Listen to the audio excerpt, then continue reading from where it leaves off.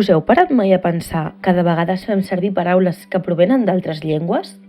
De vegades es prenen paraules d'altres llengües per acostar cultures, en lloc de crear-ne de noves per denominar aquelles coses que són estrangeres. Aquestes paraules s'anomenen manlleus.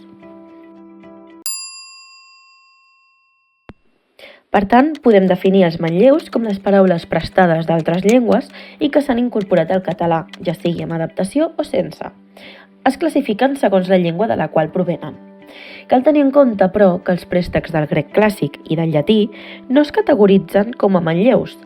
Els préstecs del grec clàssic es categoritzen com a hel·lenismes, de la mateixa manera que les paraules preses del llatí són llatinismes.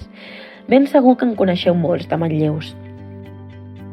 Per exemple, del castellà tenim manlleus com agulletes, farragós o polvoró. De l'anglès, streamer, hot dog o mansplaining. També en tenim del francès, com ara merci, crudité o je ne sais quoi. De l'italià tenim a cappella, tiramisù o paparazzi.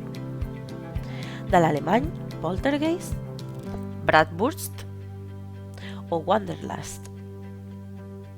També en tenim del japonès, com ara uramaki, sensei o kanji. Manlleus de l'àrab en tenim hummus, halal o falafel.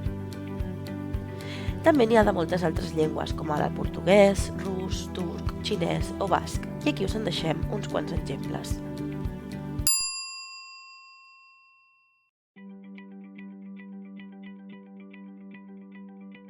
Podeu escanejar aquest codi QR per accedir a les activitats d'aquest vídeo.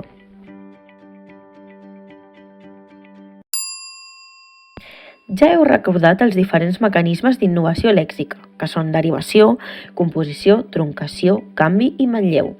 Si encara en voleu saber més, us recomanem que us subscrigueu a la Neolosfera, al nostre blog de neologia en català.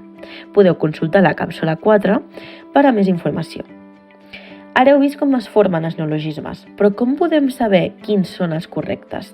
Quins podem fer servir i quins no? Doncs si ho voleu saber, continueu amb la càpsula de Neologia 3.